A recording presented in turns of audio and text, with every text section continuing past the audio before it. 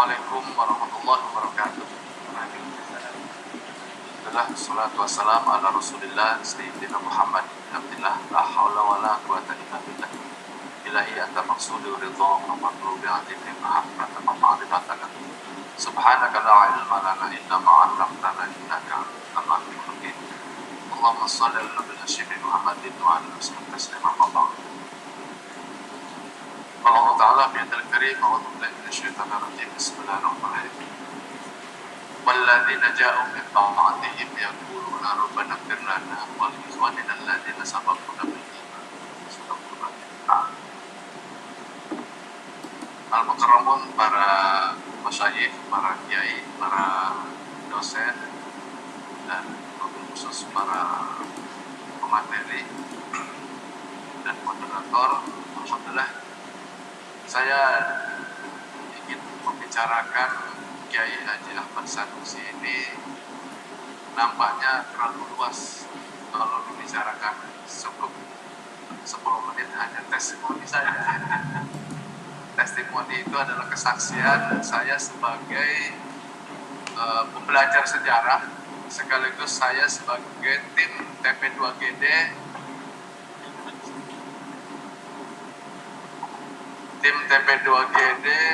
provinsi. Periode setelah Profesor Nina Lubis, saya masuk dalam tim TP2GD yang diketuai oleh Profesor Reza Dina Putra. Alhamdulillah, kepahlawanan di Jawa Barat ini sebenarnya masih terlalu sedikit dibanding jumlah penduduk masyarakat Jawa Barat yang lebih dari 48 juta.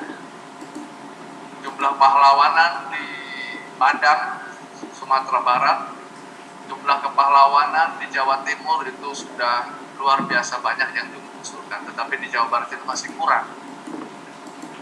Nah, di antara yang kemarin turun sebagai pahlawan nasional pada periode pemerintahan Presiden Joko Widodo adalah Kiai Haji Ahmad Sanusi.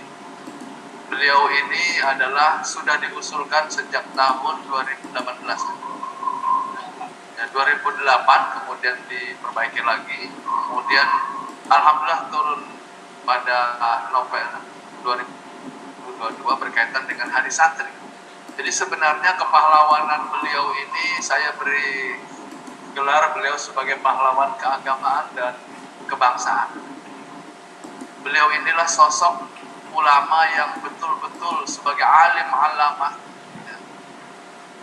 yang memiliki perjuangan tentang negerinya. Tadi saya berziarah dulu ke beliau sebelum kami menyampaikan ta'ziman wa takriman, karena kehadiran beliau sebenarnya secara rohani hadir. Walaqad sabanna alladziina qutilu bisabil amwat wal ahya. Maka kenapa beliau itu hadir spiritnya di tengah-tengah kita? Karena kita adalah ingin menjadi generasi yang dipotret oleh Allah. Yaquluna rabbana ighfir lana wa li ikhwanina alladzina sabaquna bil iman. Jadi kita ini adalah generasi yang sangat peduli dengan masa lalu, yang selalu di dalam mengingat kehidupan ini selalu berkaca dari masa lalu. Maka belajar sejarah itu sudah ada di dalam muqaddimah Al-Fatihah, An'amta alaihim. Jadi Al-Quran itu sebelum menjelaskan tentang sejarah-sejarah umat-umat terdahulu sudah dibuka dulu dengan surat Al-Fatihah, An'amta alaihim. Dhamirhum di situ adalah para generasi-generasi positif, An'amta alaihim. Nah, termasuk beliau ini adalah An'amta alaihim, yang mendapatkan keriduan Allah. Kenapa beliau diridhoi Allah? Sehingga generasi-generasi ini selalu menyebutnya sebagai pahlawan.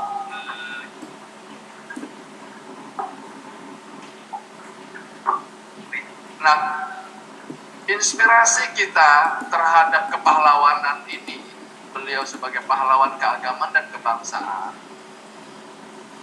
terutama di kalangan para santri, berkaitan dengan Hari Santri Nasional, ini adalah betul-betul sosok yang menjadikan teladan.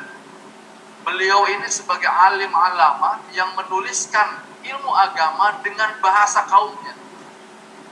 Ada 3 ulama Jawa Barat yang sangat produktif pada periode tahun 1930-an itu, selain beliau sebagai penulis, ya, pengembang, juga sebagai diplomat keagamaan, ada juga di Purwakarta itu Mama Tubagus Bakri, itu sangat produktif juga menulis karya-karya dengan bahasa Sunda.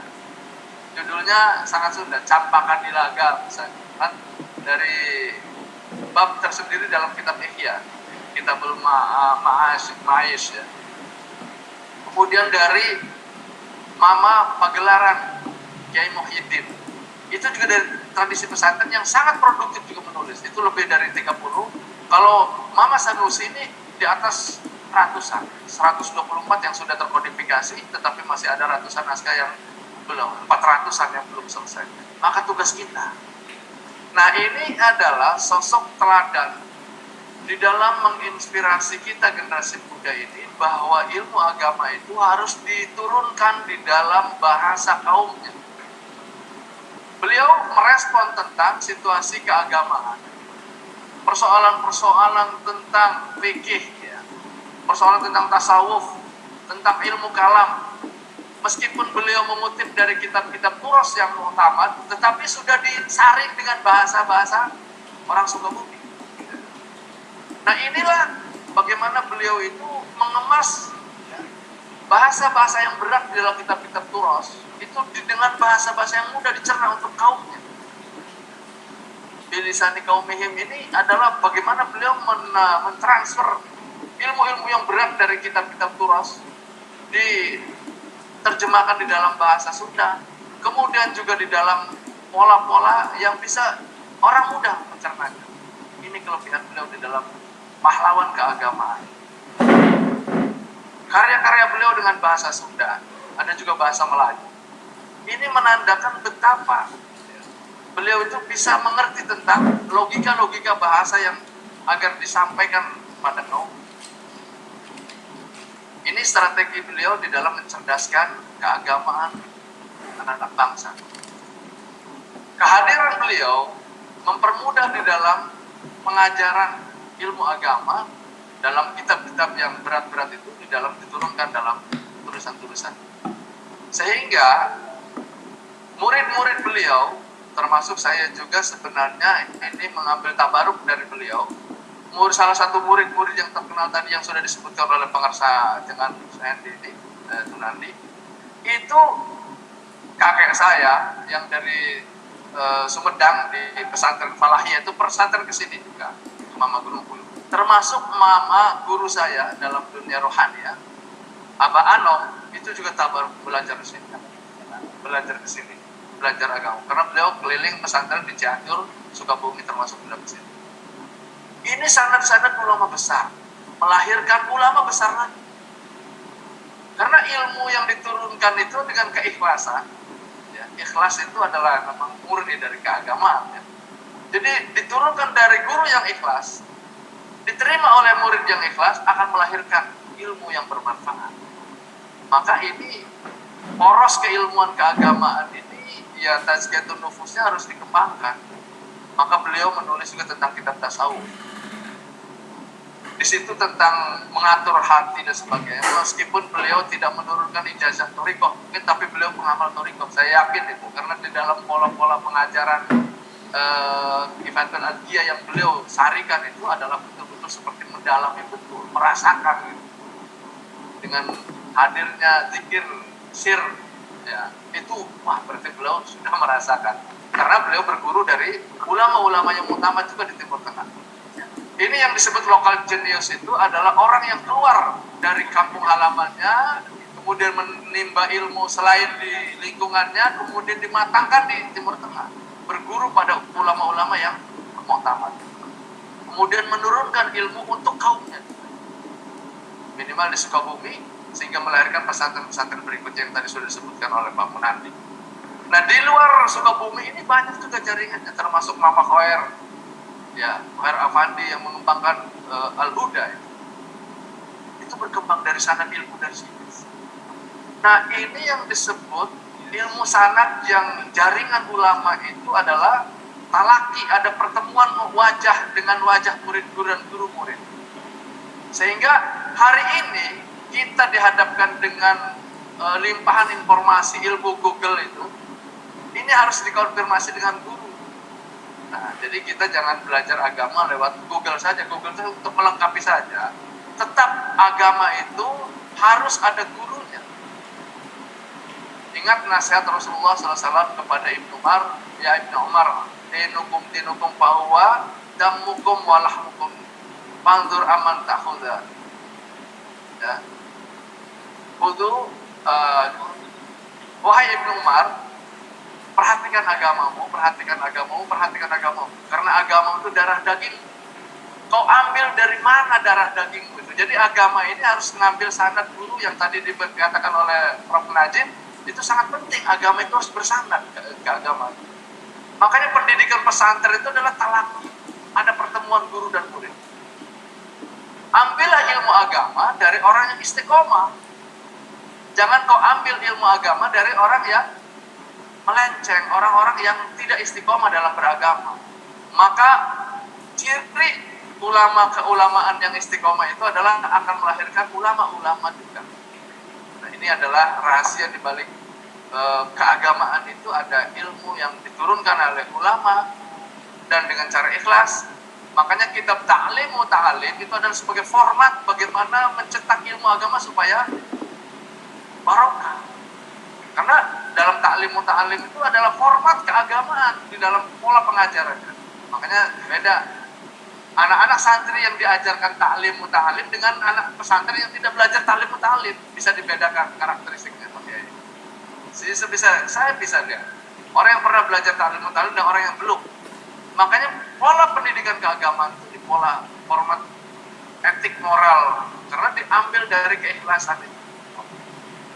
Nah, pola pengajaran yang dikembangkan oleh Kiai Hasan Ahmad Sanusi itu adalah dengan bahasa-bahasa yang luar biasa dan sama dengan pola-pola Kiai Bagus Bakri yang ada di Sempur. Saya membandingkan 3 ulama besar itu dengan Kiai Muhyiddin yang ada di Pagelaran. Beliau menerjemahkan juga kitab-kitab yang tasawuf yang berat, di antara tentang kitab Manaqib Syekh Abdul Qadir Jilani. Ternyata beliau juga menulis juga di sini tentang Syekh Abdul Qadir Jilani. Karena sosok Syekh Abdul Qadir Jilani itu sebenarnya adalah sosok figuratif dalam dunia tasawuf yang paling amalia ya. Karena dalam tradisi tasawuf itu ada tasawuf yang sifatnya torikiyah itu adalah yang amalia. Nah, Syekh Abdul Qadir Jilani itu dibahas juga oleh Kiai Ahmad Sanusi, dibahas juga oleh Kiai Muhyiddin. Kiai Muhyiddin Pagelaran itu menulis tentang penerjemahan Tafriqul Khatir. Nah, 2 sosok ulama ini sangat menjunjung tinggi tasawuf itu. Jadi fikih, akidah, ilmu kalam, kemudian fikih dan tasawuf. Nah, hari ini saya melihat pendidikan di pesantren tasawuf ini sudah mulai dipudar, sudah tidak lagi dipromosikan, tidak lagi diajarkan secara maksimal. Padahal turos yang dikembangkan oleh Mama Sanusi itu adalah Kifayatul Azkiyah itu betul-betul ditanamkan. Nah, ini adalah koreksi bagi kita semua bagaimana pengajaran tasawuf itu sebagai penyeimbang. Karena orang yang tidak belajar tasawuf itu akan menjadi berpikir hitam putih saja, salah benar, tidak baik dan buruk.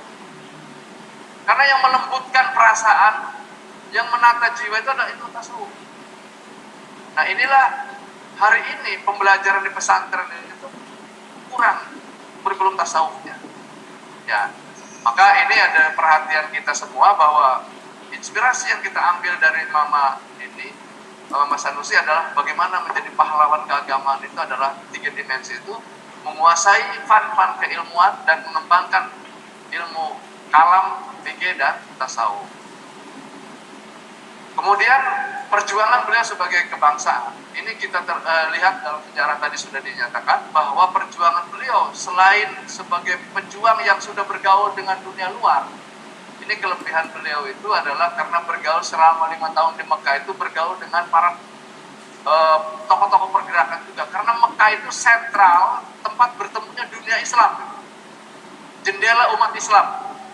Untuk melihat dunia Islam itu adalah di Mekah dulu tahun itu. Karena yang datang dari pemikiran Mesir, dari Irak, dari ke Turki, dari Nusantara bersatu di situ dan berdiskusi di situ tentang negaranya masing-masing. Dan beliau ini, ya Ahmad Sanusi, adalah mengerti dan menyadari bahwa negaranya sedang dijajah oleh kolonial Belanda. Dan di sanalah perdiskusian itu dimatangkan tentang pergerakan. Maka ketika turun ke sini, format cara berjuang, strategi perjuangan sudah ada di dalam pembelajaran. Maka belajar tentang strategi perjuangan pergerakan itu sudah di sana. Maka ketika di sini diterapkan, memang melakukan pergerakan-pergerakan di antara mendirikan Ittihadul Muslimin, ya, PUI, Al-Ittihadul Islam, ya. Ini adalah refleksi dari pengalaman beliau, diskusi, bergaul dengan para tokoh-tokoh pergerakan, sehingga di sini juga dilakukan aksiologinya, prakteknya. Tetapi sebagai pejuang tentu mengalami penderitaan-penderitaan. Penjara itu sebagai sebuah kemestian, sebagai tokoh pahlawan. Tidak ada pahlawan yang leha-leha, pasti menderita. Tetapi karena perjuangannya karena Allah, tetap 2 menit lagi. Oke, Prof, terima kasih. Nah, ini nilai kepahlawanan yang harus kita ambil inspirasinya. Mudah-mudahan kita sebagai generasi yang selalu memperhatikan inspirasi masa lalu untuk masa depan. Demikian, wallahul muwaffiq ila aqwamit thoriq. Assalamualaikum warahmatullahi wabarakatuh. Baik.